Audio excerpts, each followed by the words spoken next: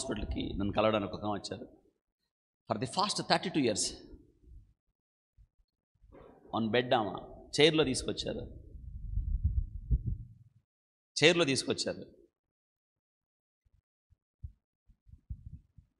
ఆమె ఎందుకు వచ్చింది తెలుసా?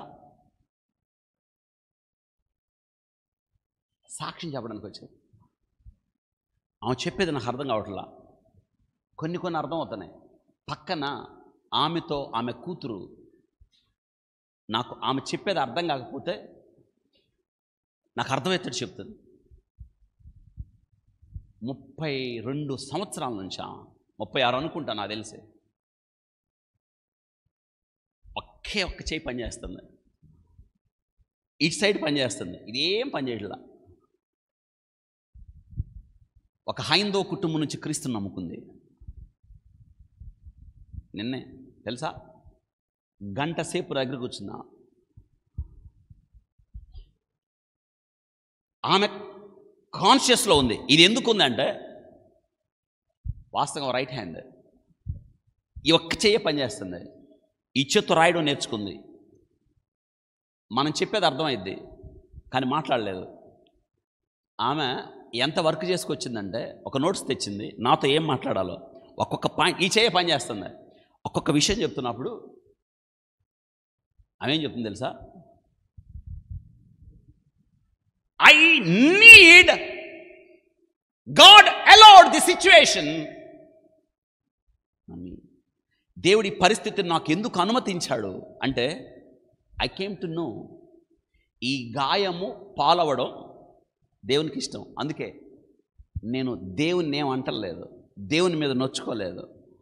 కానీ ఇప్పుడు నేను చేసే పరిచర్య ఏంటంటే నేను అనేక మంది కోసం ప్రార్థన చేస్తున్నాను అని ఈమె చెప్తున్న నాకు అర్థం కాల.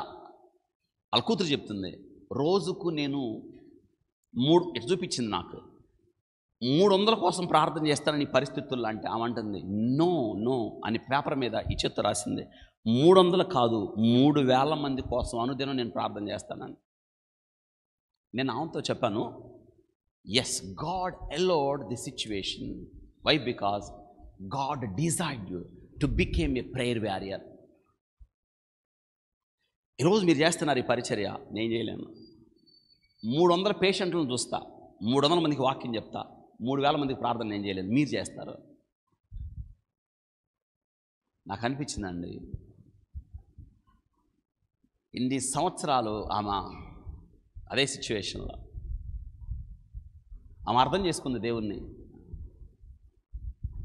ఆ ఇంట్లో అనుమతి లేదు ఆమెకి ప్రార్థనకు రావడానికి. ఎక్కువ వాక్యాలు వింటదంట, ఎక్కువ వాక్యాలు వింటుంది.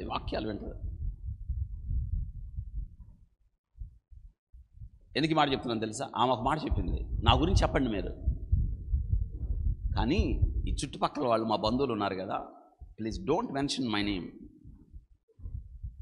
నా పేరు చెప్పకండి, బట్ నేను అందరి కోసం ప్రార్థన చేస్తానని చెప్పండి.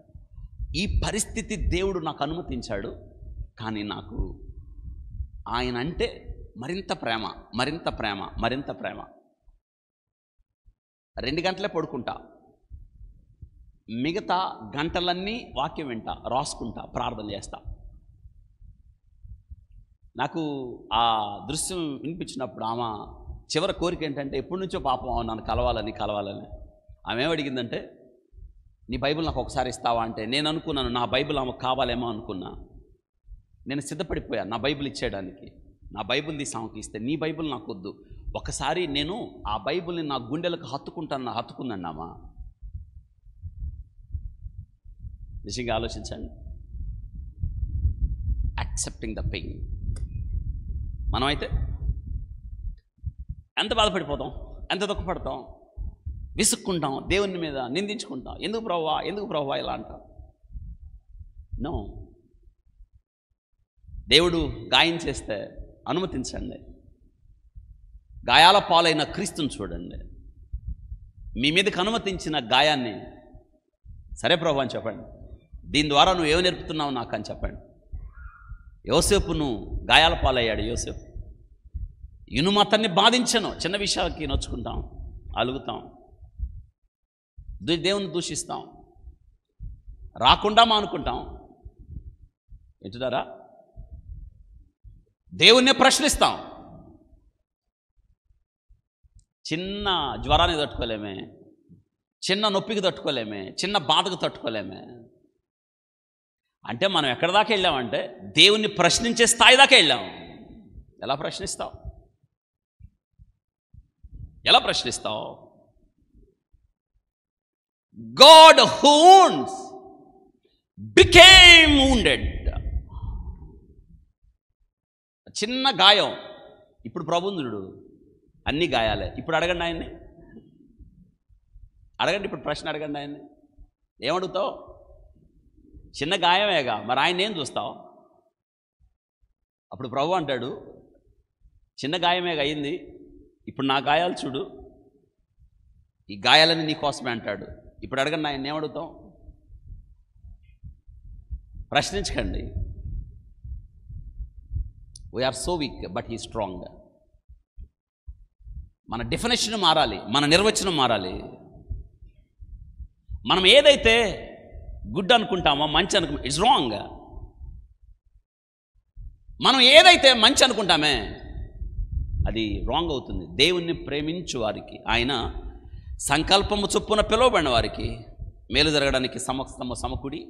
అవును, రిజాయిస్, దేవుళ్ళు ఆనందించాలి. ఎందుకంటే is a king, we are not.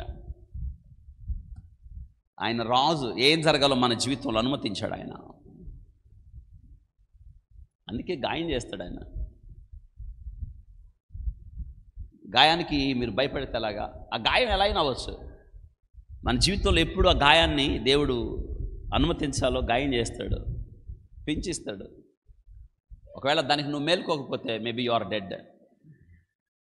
చచ్చినోళ్ళుగా మనం ఉండడానికి వీల్లేదు, బ్రతికున్న వారిగా ఉండాలని దేవుడు ఇష్టపడుతున్నాడు.